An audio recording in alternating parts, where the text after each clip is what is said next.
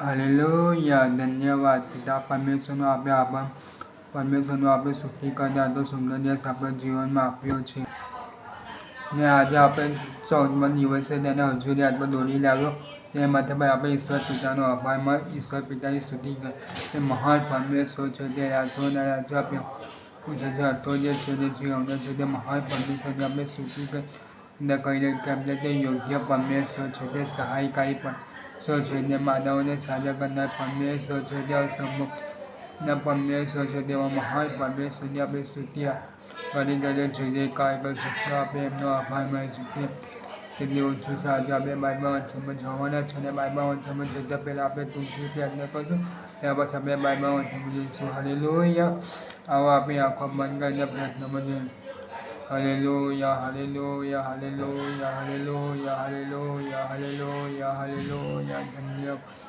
ધન્યવાદ, ધન્યવાદ, ધન્યવાદ પિતા પરમેશ્વર, અમે તમારો આભાર માનીએ સુંદર જીવનમાં પરમેશ્વર પિતા અમે ઉઠ્યા ત્યાંથી અત્યાર સમય અમને સંભાળ છે, બચાવ્યા છે, જરૂરિયાતો પૂરી પાડી છે.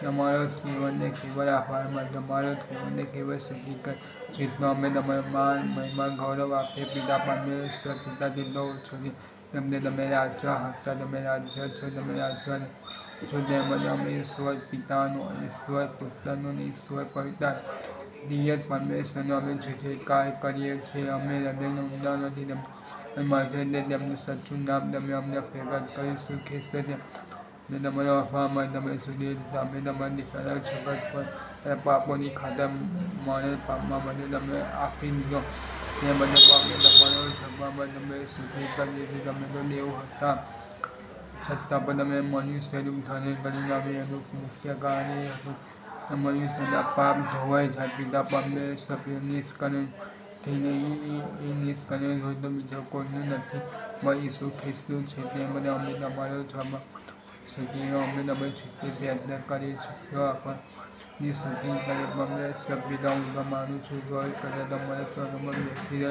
બાબા ઓછું પડે પણ પિતા પરમેશ્વર બીજા ઉપકાર તમે અમારા પર કર્યો છો તે બધા અમે તમારો ધન્ય આભાર માને. હા પિતા પરમેશ્વર તમે રાજાથી રાજ છો, તમે પવિત્ર પરમેશ્વર અમને મળ્યો તે બધા આભાર માને છે. પિતા પરમેશ્વર નવી બાઇબલ છો તમે દોરી લાવો છો પિતા પરમેશ્વર. પિતા તેમ આભાર માને તમને વારાફરતી અમે એક રીતે અમે વાંચી શકીએ છીએ. પિતા પરમેશ્વર તે તો તમારી દયાની કૃપા છે તે મને અમે તમારો આભાર માન, તમે સ્તુતિ કરી છે, તમે અમે પ્રાર્થના સાંભળ્યો તે તમારો ધન્યવાદ છે, તમારો આભાર માન. હા પિતા પરમેશ્વર પિતા અત્યાર સુધી બોલવા ચાલવા જોવા વિચાર મારી બધા વિદ્યાર્થી પાપ ગુના આપણે તો નકારી બાબત થયું તમે અમને ક્ષમા કરજો પિતા પરમેશ્વરમાં ત્યારથી તથા આમાં જુદી પ્રાર્થના તથા નમ્ર વિનંતી ખ્રિસ્ત ઈસુના નામમાં સાંભળો આમેન.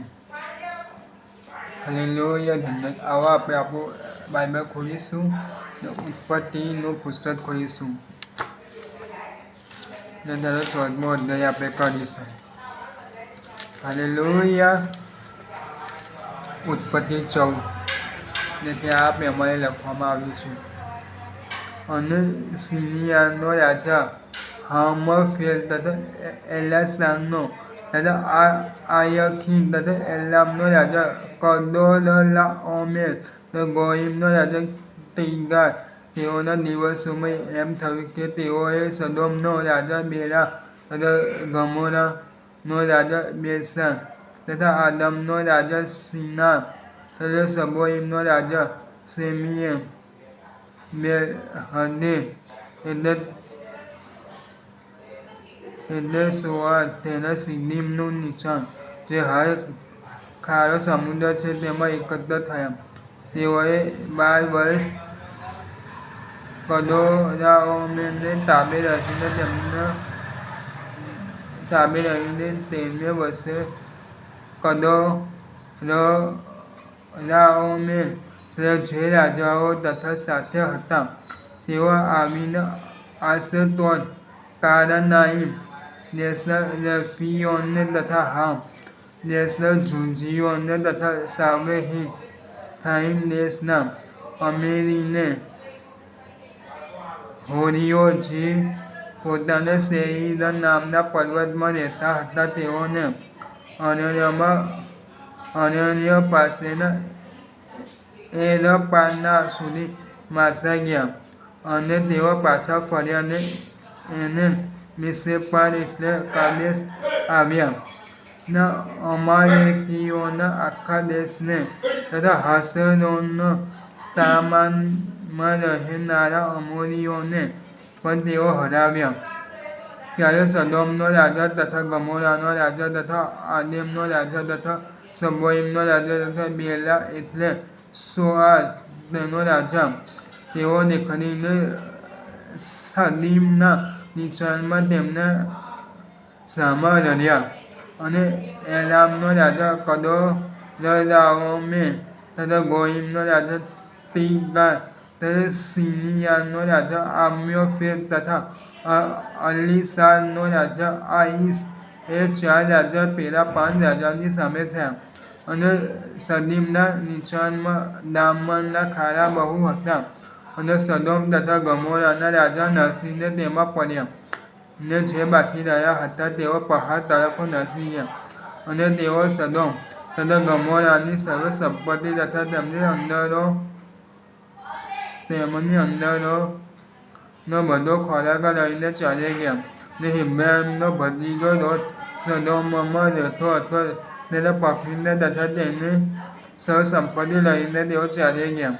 ને એ જણ નાઠો હતો તેણે આવીને હિબ્રુ ઇબ્રાહીમને ખબર આપી, કેમ કે તે એશોર તથા અનસીના ભાઈ અમોરીઓના મામલેના એલોના ઝાડ પાસે રહેતો હતો. અને તેઓ ઇબ્રાહીમની સાથે સંપેલા હતા.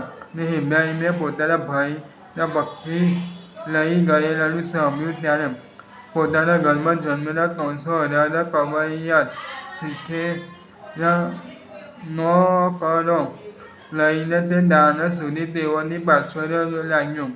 અને રાતે તેઓની વિરુદ્ધ પોતાના ચાકરોની 2 ટોળી કરીને તેઓને હરાવ્યા. ને દમસ્કની ડાબી બાજુના હોબા લગી તે તેઓની પાછળ લાગ્યો, અને તે સર્વ સંપત્તિ પાછી લાવ્યા. ને પોતાના ભાઈ લોટને તથા તેની સંપત્તિ તથા સ્ત્રીઓ તથા લોકોને પણ પાછળ લાવ્યો. અને કદોરાઓમે તથા તેની સાથે જે રાજાઓ હતા તેઓને હરાવીને ઇબ્રાહીમ પાછો આવતો હતો ત્યારે તેને મળવા માટે સદોમનો રાજા સાલેમના નીચાણમાં એટલે રાજાના નીચાણમાં આવ્યો.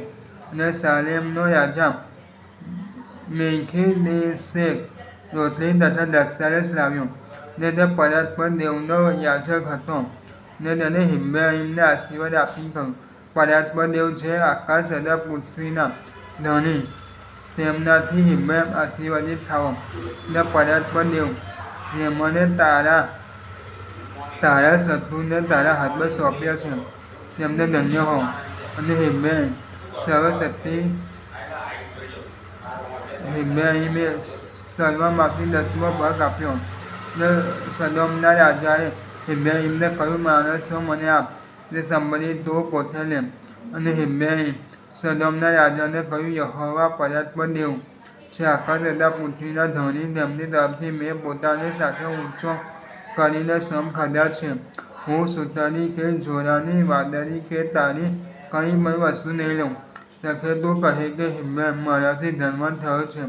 જુવાનોએ જે ખાધું છે તે વગર, ને જે માણસો મારી સાથે આવ્યા છે તેઓનો ભાગ હું કંઈ લેવાનો નથી. તેઓ એટલે અનેર તથા એસ્રોમ તથા મામરે પોતે પોતાનો ભાગ લે. પ્રભુ પોતાના વાંચેલા વચનને આશીર્વાદિત કરે. આવો આપણે છેલ્લી પ્રાર્થનામાં જઈશું. આવો આપણે આંખો બંધ કરીએ તથા પ્રાર્થનામાં જોઈએ. Hallelujah, hallelujah, hallelujah. ધન્યવાદ પિતા મહાન પરમેશ્વર, અમે તમારો આભાર માનીએ. ઈશ્વર પિતા, ઈશ્વર પુત્ર, ઈશ્વર પવિત્ર આત્મા, તમે ત્રિએક પરમેશ્વર અમને મળ્યા છો એ માટે અમે તમારો આભાર માનીએ છીએ. તમારે શુક્રિયાનો સમય તમે અમને આપ્યો જેથી અમે તમારી પ્રાર્થના કરી શકીએ. તમારું શૂન્ય વચ્ચે વાંચી શકે તે સર્વ બાબતો માટે અમે તમારો આભાર માન તમે સ્તુતિ કરી. તમે તો દેવોના દેવ છો, તમે રાજ્યોના રાજા છો, તમે પ્રભુઓના પ્રભુ છો. તમારો જવાબમાં તમે સ્તુતિ તમે અમે શ્રદ્ધા સાંભળો છો, સ્વીકાર કરો છો. તમારો આભાર માન. હા પિતા પરમેશ્વર અત્યાર સુધીમાં અમે બોલવા, ચાલવા, જોવા, વિચાર, રાજાથી ઉઠવા, બેસવા, ચાલવાથી તમને ગમતી ના હોય એ બાબતો કરી છે તો અમને ક્ષમા કરો. પિતા પરમેશ્વર એ બધી આજ્ઞા થવી છે તમે અમે શ્રદ્ધા સાંભળો છો અને તે હિસાબે તમે કરો છો તેમ આભાર માન. તમે અમે પાપ ગુનો આપણા નકામી બાબતોની ક્ષમા તમે આપી છે અને તમે ખ્રિસ્ત ઈસુના રક્તમાં તમને શુદ્ધ પવિત્ર કરે છે તેમ આભાર માન. આ અમે તમને નમ્ર વિનંતી ખ્રિસ્ત ઈસુના નામમાં સાંભળી સ્વીકાર કરો. આમેન.